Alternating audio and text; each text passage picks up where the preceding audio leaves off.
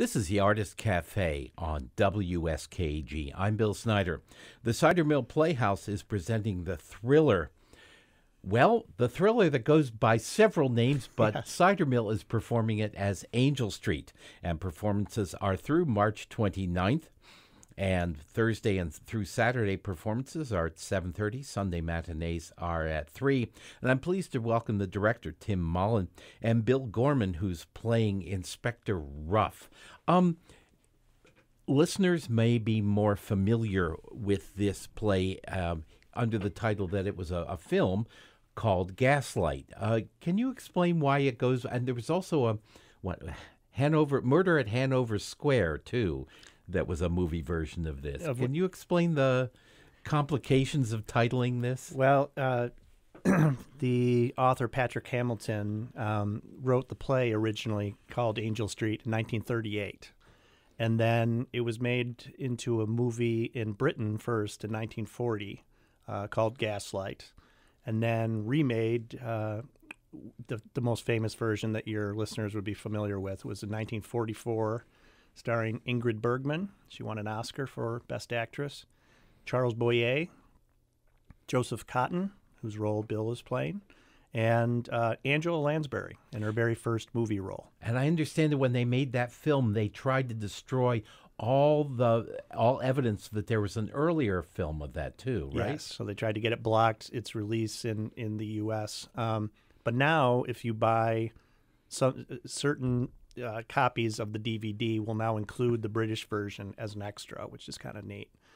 So there's differences between those two and between the film and the play, but it's the same basic, really classic story. And it ran on Broadway for a long, long time, didn't it? Starring Vincent Price as our Mr. Manningham, the villain of the piece. And it's been described as one of the best thrillers ever. Yeah, I think it kind of set the bar for it. Before 1938, I can't think of any real classic thrillers. I mean, there was Sherlock Holmes novels before then, but this has a different tone to it than that. And since it's a thriller, there's not much you can say about this without giving away some of the plot points. Let's talk about Inspector Ruff. Bill Gorman, as Inspector Ruff, can you tell us a little bit about Inspector Ruff without giving away too many of the surprises?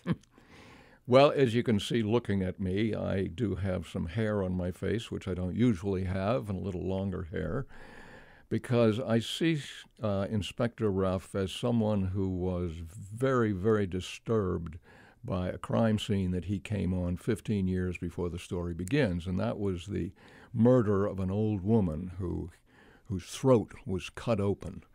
And my story, anyway, that I've made up about Ruff is that he was so disturbed by this that he had to leave the police force, and he may have even been let go. He is a drinker.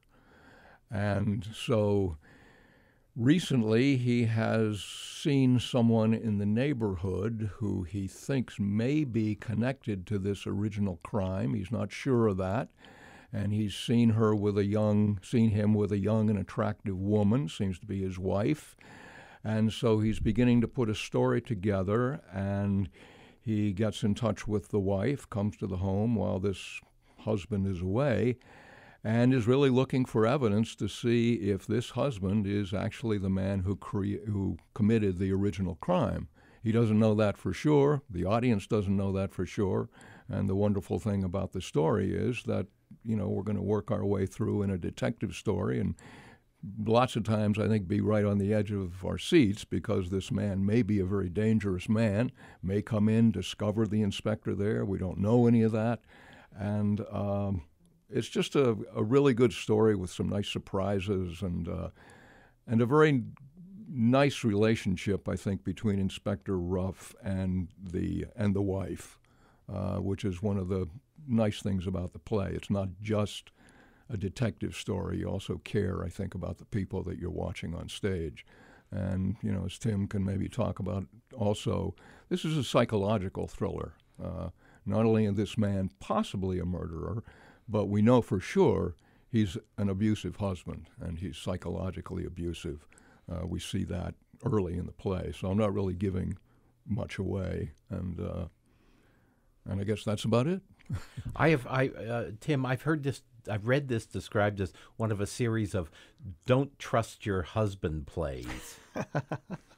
Well, I think throughout literature that's a common theme, but this one certainly, they even coined a term from the film version, gaslighting, which is basically being psychologically manipulated into thinking that you're crazy. So someone questioning your sanity by setting up circumstances that make you doubt whether you're imagining things. So again, without giving away too much, that's the basic dynamic that's going on between this husband and wife.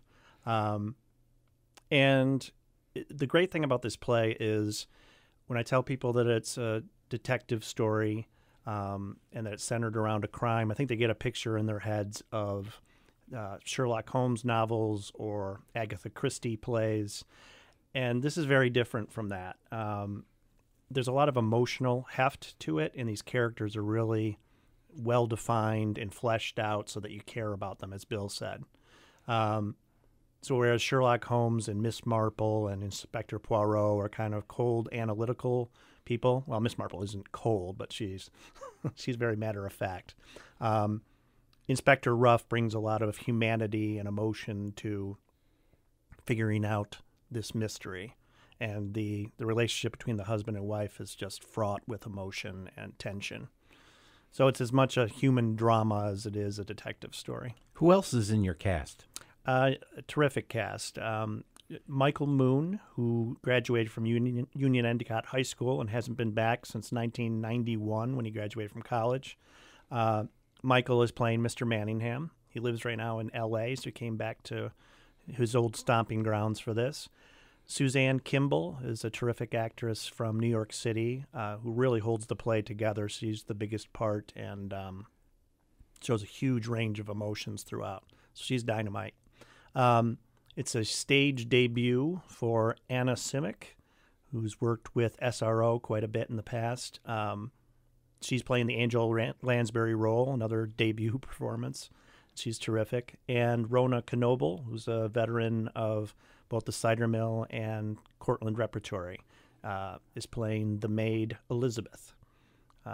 Anna is playing the younger maid Nancy, who's kind of saucy and adds another twist to the proceedings. Well, as a director, what do you have to do, or what do you get to do, I should say, to gin up the suspense in this? Well, a big part of it was working with our excellent team of designers. Gail Belliker, our artistic and executive director of the Cider Mill, has put together a really terrific unit of people that work together on design. And Anna Eden as the costume designer, Tyler Perry, not the world-famous Tyler Perry, another Tyler Perry, who is an amazing set and lighting designer. And Alex Dietz Kest, I believe is how you pronounce his last name. We call him DK, is the sound designer. And they've added so much atmosphere to this and so much depth. The sound design in particular is something that I really enjoyed working on with Alex, where he's kind of scoring the play. So he's putting underlying music and like drone sounds and a lot of sound effects that really amp up the tension and atmosphere. Once again, the thriller Angel Street continues at the Cider Mill Playhouse through March 29th. Thursday through Saturday performances are at 7:30. Sunday matinees are at 3. And again, this is at the Cider Mill Playhouse, 2 South Nanticoke Avenue in Endicott. For ticket information, the number to call is 607-748-7363. Again, that's 748-7363. And my guests have been director Tim Mollen and the actor portraying Inspector Ruff, Bill Gorman. Thanks for joining us. Thank you, Thank you, Bill. Bill.